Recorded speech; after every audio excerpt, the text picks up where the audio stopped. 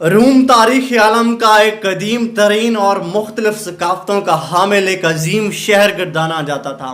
یہ مرکزی اٹلی کے علاقے لازیو میں واقع تھا۔ قدیم روایتوں کے مطابق 753 قبل مسیح میں روم کا شہر دیوتا مارس کے بیٹے رومولس نے اپنے بھائی ریومس کو قتل کر کے دریائے ٹیبر اور دریائے آنیے کے کنارے 7 پہاڑوں پر بسایا تھا۔ اس کی آبادی 5.7 کروڑ اور رقبہ 59 لاکھ مربع کلومیٹر تھا۔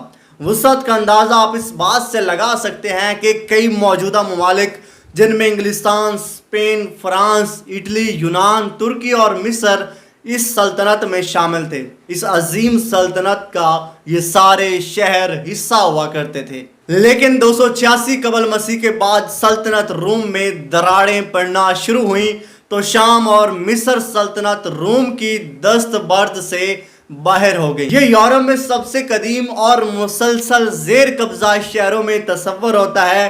اس کی تاریخی اہمیت کا اندازہ آپ اس بات سے لگا سکتے ہیں کہ یونیسکو نے اس عالمی ورثے میں شامل کر رکھا ہے۔ 509 قبل مسیح میں یہ رومن جمہوریہ میں تبدیل ہوا، جس کی پارلیمنٹ 2 منتخب شورائی نظام سینٹ اور کونسل سے تشکیل پائی۔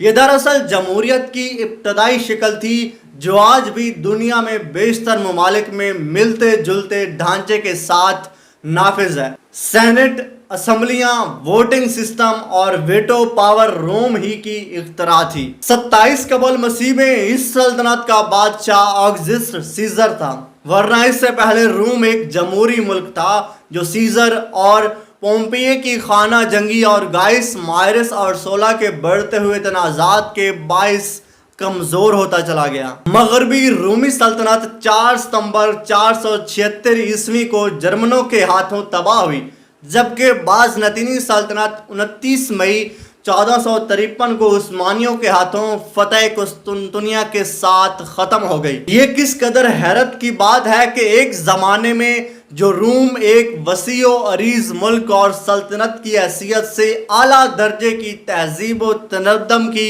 شناخت رکھتا تھا، اب نہ ہی ایک سلطنت اور نہ ہی ایک ملک رہا ہے، بلکہ یہ سکڑتے سکڑتے اٹلی کے دارالحکومت تک محدود ہو کر رہ گیا ہے۔ روم اب ایک میٹروپولیٹن شہر کی حیثیت سے جانا جاتا ہے۔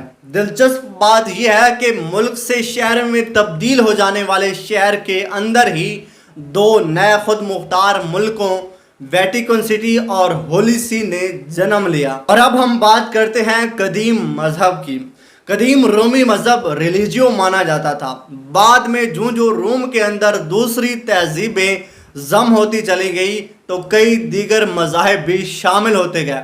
اسی طرح تاریخی کتابوں میں قدیم ترین مذہب یہودیت کی موجودگی کے شواہد بھی ملے ہیں۔ اس کے ساتھ ساتھ جب مسیحیت کا آغاز ہوا تو پہلے اسے زبردست مخالفت کا سامنا کرنا پڑا تھا، لیکن 4 صدی عیسوی تک مسیحیت خاصی پھیل چکی تھی، جبکہ روم میں 313 کے اوائل میں اسے قانونی تحفظ تو دے دیا گیا، لیکن طویل عرصے تک اسے مخالفت کا سامنا بھی کرنا پڑا تھا۔ 380 عیسوی میں عیسائیت کو باضابطہ مذہب کا درجہ ملنے سے یہ شہر عیسائیت کا پہلا اہم مرکز بنا۔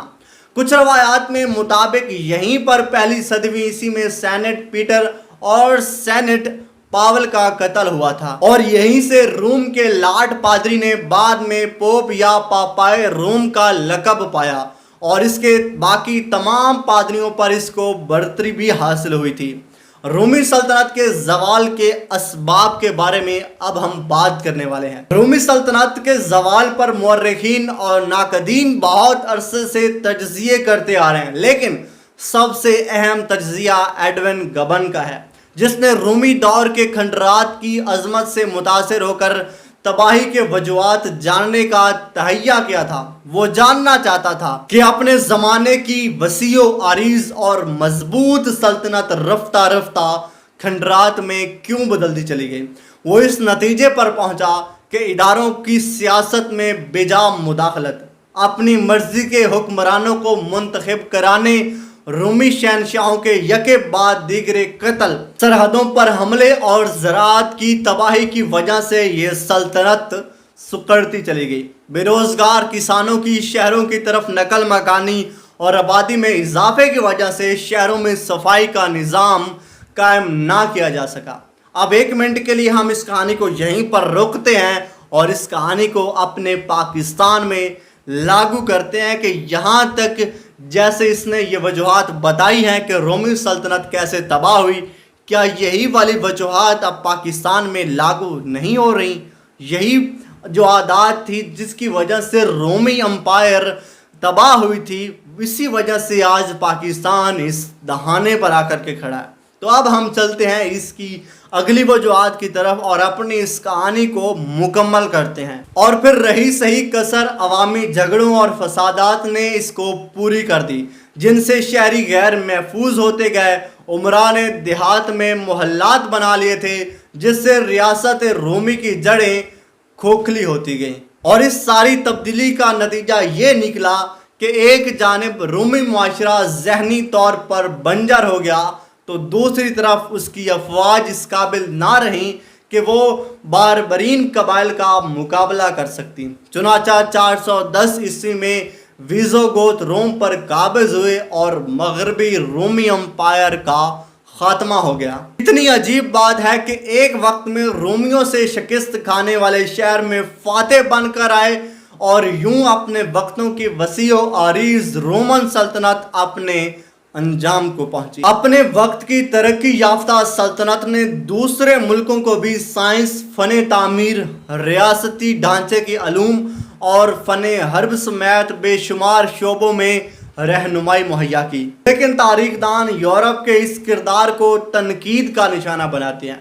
کہ انہوں نے اپنے پڑوسی قبائل کو غیر مہذب اور وحشی کا لقب دے کر ان کا قتل عام کیا، ان کو اپنا غلام بنایا اور ان کی دولت لوٹ کر محلات اور پرشکوہ عمارات بنائیں۔ یہ تاریخ کی ستم ظریفی نہیں تو اور کیا ہے کہ ان کے پرامن ہمسایہ قبائل غیر مہذب ٹھہرے، جبکہ بلا استعال حملے کر کے لوٹ مار کا بازار گرم کرنے والے مہذب گردانے چاہتے ہیں۔